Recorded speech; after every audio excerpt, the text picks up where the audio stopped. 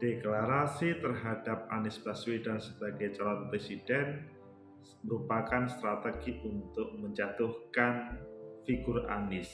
Sampai Taufik Gerindra minta polisi memproses orang-orang yang tidak bertanggung jawab ini. Sesuatu untuk Anies Baswedan sebagai capres atau memang betul menjatuhkan? Bagaimana menurut kalian? Menurut analisis saya,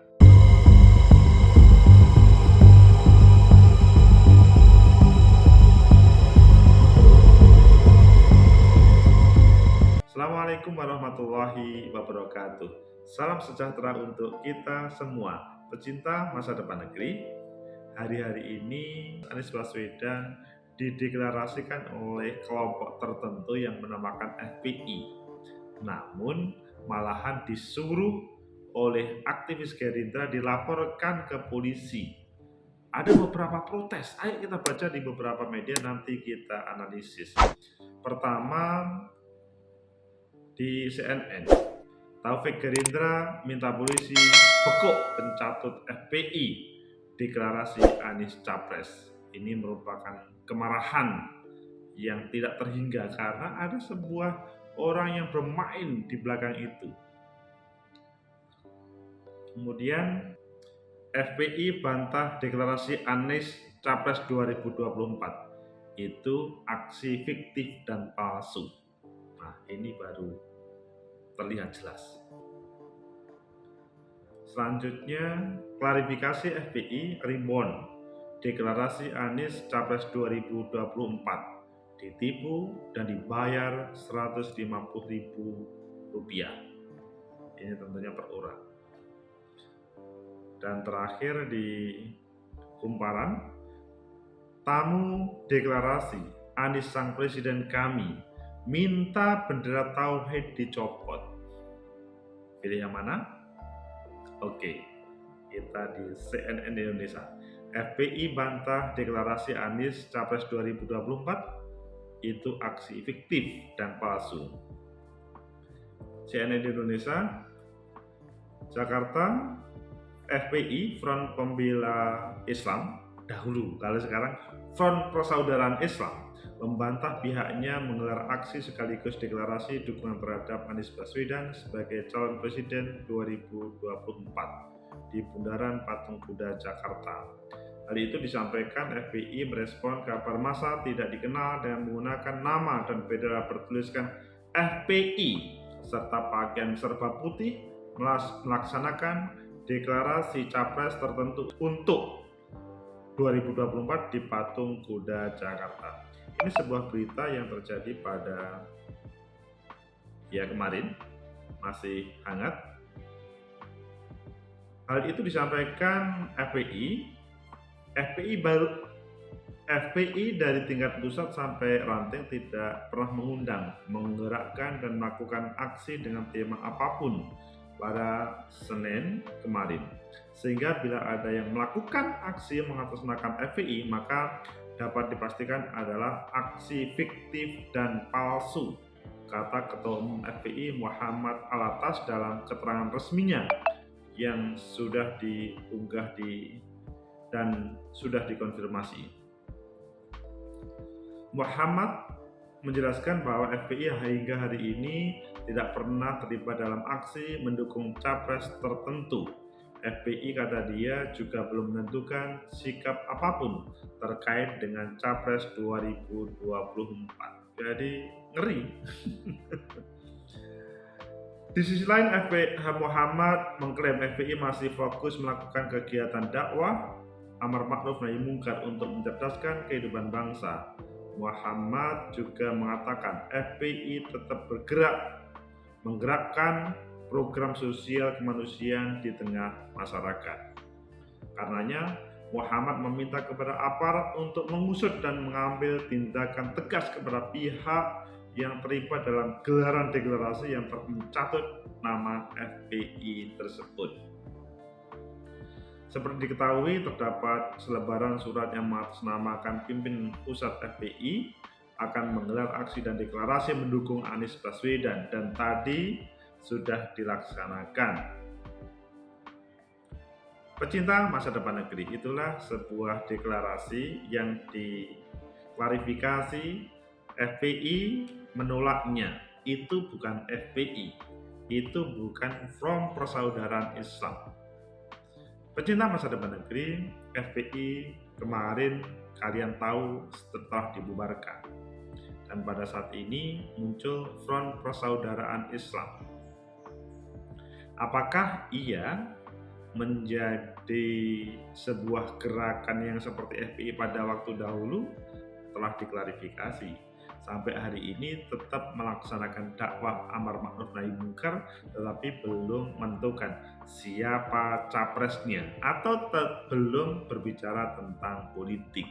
Ketika kemarin ada sebuah deklarasi mengatasnamakan FPI dan di sela-sela itu ada proses penurunan bendera tauhid dari salah satu peserta, maksudnya terjadi dialektika sih, dan akhirnya disetujui untuk diturunkan. Apakah itu bukan kegiatan FPI? Jelas dibantah oleh Ketua FPI, Front Persaudaraan Islam. Pecinta masa depan negeri, jadi memang FPI adalah Front Pembela Islam sudah dilarang, sudah tidak boleh, tetapi ada ribon Front Persaudaraan Islam. Mungkin secara formal berbeda, tetapi secara substansial mungkin ada kemiripan. Kalau misalkan gerakan itu sama dengan kemarin, kemungkinan besar nanti akan dibubarkan juga. Namun pada kesempatan ini bukan bubar atau tidak bubar. Kemarin ada deklarasi untuk mendukung Anies sebagai capres. Ini merupakan hal yang tidak terpuji karena kata FPI itu bukan FPI. Terus siapa? Menurut saya ini merupakan strategi yang dilakukan oleh orang yang tidak bertanggung jawab, mengatasnamakan FPI seakan-akan Anies itu didukung FPI. Harapannya Anies dilihat sebelah mata negatif oleh seluruh rakyat Indonesia karena masih didukung FPI, memberikan label negatif terhadap Anies, yang mana hari-hari ini Anies dilirik oleh beberapa partai politik atau anak bangsa yang lain untuk menjadi capres, dan terbuka tidak hanya kelompok Islam saja, apalagi FPI, untuk semuanya. Kok ada sih yang usil? Apa yang disampaikan di kumparan tadi, temu deklarasi Anies sang presiden minta bendera tauhid dicopot, itu terjadi, bendera tauhid dicopot. Hal itu memang keberadaan suasana hari ini ya di Indonesia. Kalimat tauhid itu bukan salah, itu benar. Tetapi kalau sudah berbentuk bendera, maka akan mendapat label, oh itu bagian dari HTI ataupun yang dilarang lainnya. Maka bukan kalimat tauhidnya yang dilarang, tetapi labelnya itu, sehingga akhirnya bisa diturunkan. Kembali kepada yang tema utama, keberadaan Anies atau dukungan terhadap Anies, ini adalah hal yang sangat menjatuhkan terhadap Anies, karena itu tadi seakan-akan Anies itu didukung oleh FPI yang dilarang. Pada kesempatan ini kan kemarin pertemuan antara Gerindra sama Nasdem, Surya Paloh sama Prabowo, itu kan sepakat untuk menjajaki koalisi nanti bersama-sama untuk menampilkan calon presiden. Syaratnya adalah bukan politik identitas. Kalau dihubungkan dengan hadirnya deklarasi kemarin, maka itu mengarah terhadap jawaban apa yang dibutuhkan koalisi Gerindra sama Nasdem tersebut. Kalau Anies itu didukung oleh FPI, ini mengarah kepada politik identitas. Maka Anies tidak layak menurut isu tersebut sebagai capres. Padahal kalau kita mengetahui itu sudah dibantah oleh Front Persaudaraan Islam, FPI yang hadir hari ini itu bukan FPI. FPI hari ini masih fokus terhadap bagaimana dakwah amar ma'ruf nahi munkar, tidak mau masuk ke wilayah politik. Jadi sangat kejam orang yang memfitnah dukungan Anies, seakan-akan mendukung Anies, sekelompok orang muslim seakan-akan itu adalah membuat gerakan untuk mendukung Anies sebagai capres, namun di balik itu adalah menjatuhkan. Kalian kan tahu, untuk menjadi capres itu bukan FPI, bukan NU, bukan Muhammadiyah. Yang mempunyai hak itu adalah partai politik atau gabungan partai politik. Kalau organisasi sosial keagamaan, sosial kemasyarakatan menghadirkan sebuah dukungan, padahal Anies hari ini belum sah sebagai capres, atau belum ada satu partai pun secara hitam putih memberikan dukungan terhadap Anies, maka apa kalau bukan dia adalah untuk menjatuhkan keberadaan Anies? Jadi di dalam negara demokrasi, di negeri kita, untuk menjadi capres itu harus didukung oleh partai politik atau gabungan partai politik 20% atau 25%. Hal ini akan menjadi berat bagi partai politik yang berdiri sendiri yang tidak sampai mendapatkan 20 atau 25%. Karena yaitu tadi, untuk mendapatkan itu sulit. Mungkin hanya partai PDI Perjuangan saja yang mampu, yang lainnya harus melakukan koalisi. Dan partai-partai politik lain untuk mendapatkan koalisi pasti ada semacam persamaan persepsi siapa capres cawapres yang akan diangkatnya. Pada kesempatan ini salah satunya atau yang menjadi magnet itu adalah Anies Baswedan. Mungkin kalian pernah mendengar Ganjar Pranowo, Khofifah, Emil, dan macam-macam. Namun Ganjar, Anies itu adalah leading terus. Pak Prabowo pun juga relatif. Namun kalau Pak Prabowo sudah punya partai politik, Pak Ganjar hampir nasibnya sama Anies.